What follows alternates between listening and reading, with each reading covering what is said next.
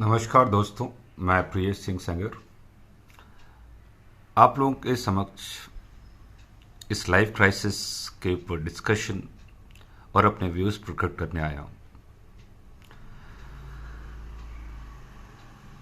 जो डेवलपमेंट क्या है, what is the development is, जो अमेरिकन मॉडल ऑफ इकोनॉमिक्स या यूरोपियन मॉडल ऑफ इकोनॉमिक्स जो सेकेंड वर्ल्ड वॉर के बाद जो प्रमोट किया गया in the third world countries और across the earth, that is based on the consumption और कंज्यूमर बिहेवियर को प्रमोट किया गया। उस प्रमोशन में सारे इथिकल अनएथिकल मीन्स को डिसोबे किया, साइंटिफिक अनसाइंटिफिक मीन्स को के बियॉन्ड काम किए गए। सोसाइटी में जो रिसोर्स का ओवर एक्सप्लॉयटेशन हुआ, उसके बाय प्रोडक्ट इक्वली डिस्ट्रीब्यूट नहीं हुए in the form of consumption, in the form of the income, in the form of the bad effects also, the pollution, waste disposal, global crisis in the form of climate change, biodiversity loss। ये सब क्या है?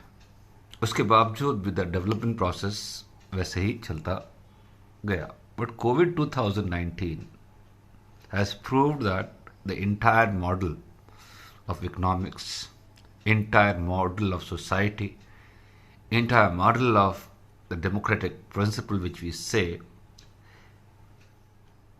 is dissatisfied actually. It's incomplete. It is unsustainable. So, कौन सा model sustainable होगा? Those models which are less exposed to the vulnerabilities, which are more immune, are more successful. And which models are more immune? That are autonomous. India में जो village economy थी, autonomous villages हुआ करते थे, उसकी दोबारा जरूरत है। हर एक गांव अपने में सक्षम हो, किसी के ऊपर डिपेंडेंट ना हो, इंटरनली एक्सटर्नली, एंड जो भी उसका जो प्रोड्यूस हो बाहर वो बेच सके। और कभी कोई क्राइसिस आए, they can manage themselves, because India is a land of villages. अभी भी more than 50% of population stay in the villages. उसका मतलब ये नहीं कि 50% अर्बन पॉपुलेशन को निगलेक्ट करना, उनको भी ऑटोनोमस सेल्फ डिपेंडेंट बनाना है। ओके, तो कैसे बनेगा?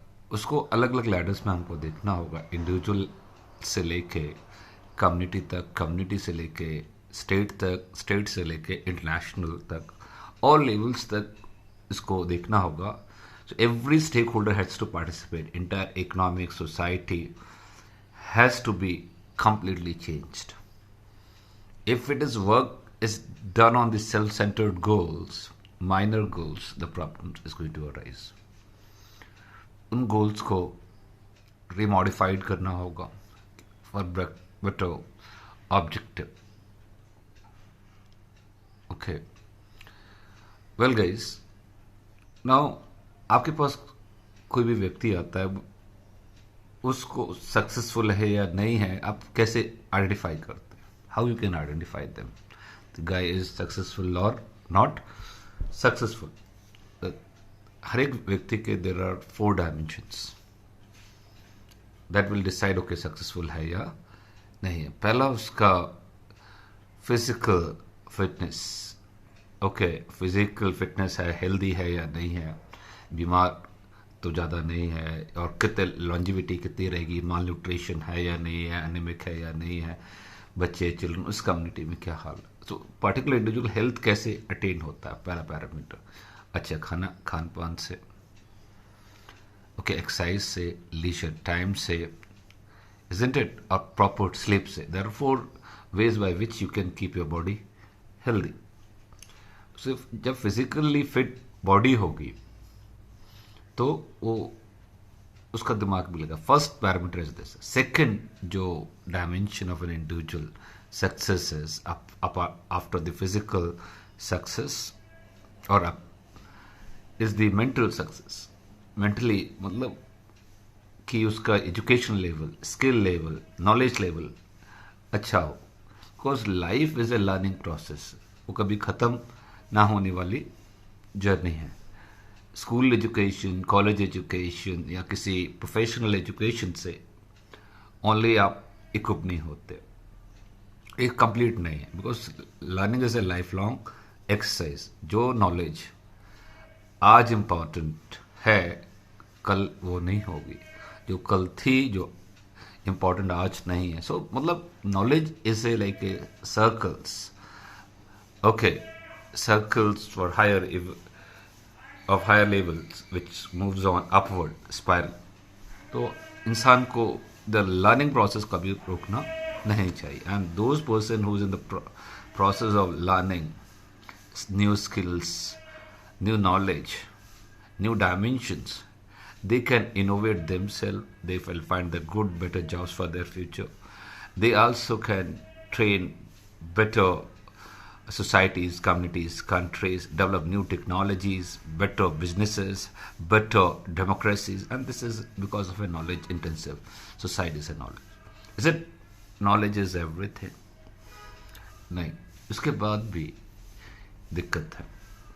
लोग परेशान हैं. वो क्यों परेशान है? उसके लिए एक third dimension of the life. Because most of the people success की जो डेफिनेशन है पहले दो कंडीशंस में ही देखते हैं, फिजिकल और दिस कॉल नॉलेज के बेसिस पर. इसको आप आईक्यू कह सकते हो, फिजिकल इंटेलिजेंस, और दिस कॉल्ड एज आईक्यू. सो उसको मेंटल इंटेलिजेंस की बात कह दीजिए आप. Is it complete success? No. There are third dimension of an individual is also there, which is a higher level, which is attained one after the another. Okay. Third is called emotional intelligence.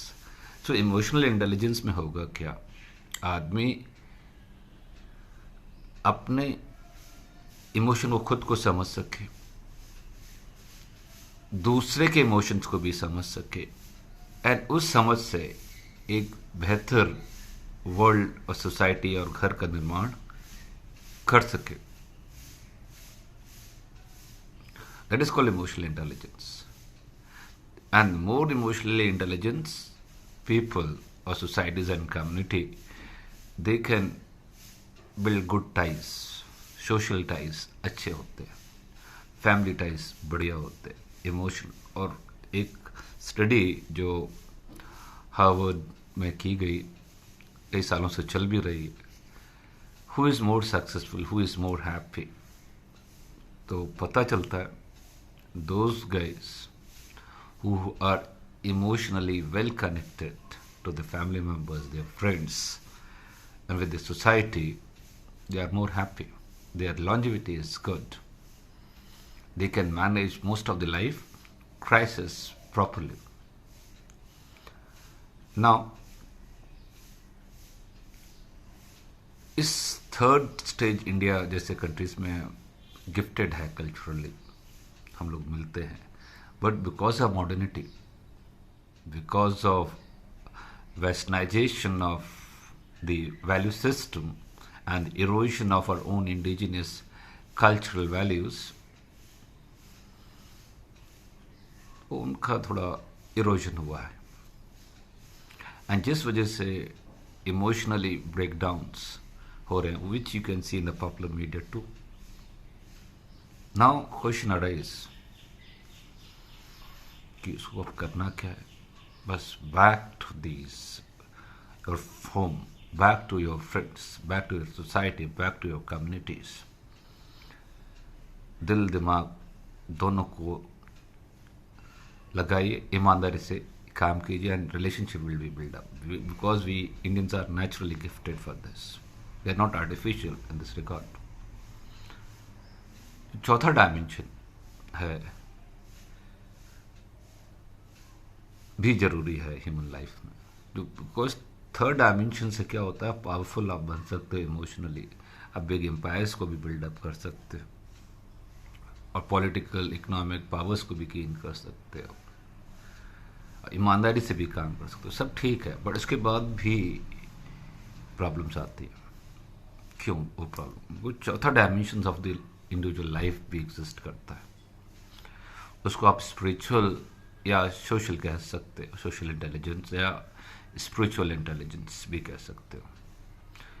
जितना आपका hard work है या physical पे किया या अपनी intelligence पे किया या फिर अपने लोगों के इमोशंस पे किया, that also is not producing happiness sometimes in a longer goal, because the objective अगर बिग है या स्मॉल है इसके ऊपर डिपेंड करता है। What is an objective of your life? अगर सेल्फ सेंटर्ड रहोगे, अपने से इंटायर आपका सक्सेस और अपने तक, अपने फैमिली तक ही रखोगे, तो उसमें करप्शन, उसमें बेईमानी, उसमें इंसानियत जैसी गुणों का नाश होता है। फॉर एग्जाम्पल आपको बताऊं सोशल और स्पिरिचुअल इंटेलिजेंस कैसे आती है। अगर दो डॉक्टर्स का एग्जाम्पल हम लें। पहला एक डॉक्टर है जो ईमानदारी से मेहनत कर रहा है, अपने पेशेंट्स को देख रहा है और देखने के बाद पैसे भी खूब सारे कमा रहा है। उस पैसे का इस्तेमाल अपना घर, मकान, बच्चे, बड़ी गाड़ी, जमीन जायदाद में लगा रहा है। दूसरा डॉक्टर उसी टाइप का काबिल है, उतनी ही मेहनत कर रहा है, बट उसका objective is not personal. Objective is कि मुझे कोविड-19 का वैक्सीन बनाना है या फिर इम्यूनाइजेशन प्रोग्राम लॉन्च करना है, माल न्यूट्रिशन ख़त्म करना है, भुखमरी ख़त्म करना है, and so on like that. कोई तो उसमें जो अपने जो टैलेंट को who is sharing to bigger life goals, naturally the second person. इस टाइप के लोग और इस टाइप के लोग आपको सोशल इंटेलिजेंस या स्पिरिचुअल लेवल पर जाते। गोल्स इसीलिए हायर और होने चाहिए, बिगर होने चाहिए। सो गाइस, अगर इंडिविजुअल लेवल पर हम इन 4 डायमेंशन को अगर मैनेज कर सके वन आफ्टर द अनदर, तो कुछ टाइप की क्राइसिस को आप रिजॉल्व कर पाओगे। Then we move to the another level, village, then town, nation और स्टेट लेवल पर और इंटरनेशनल लेवल की क्राइसिस। वो हम नेक्स्ट वीडियो में डिस्कस करेंगे। Thank you, take care, bye for today.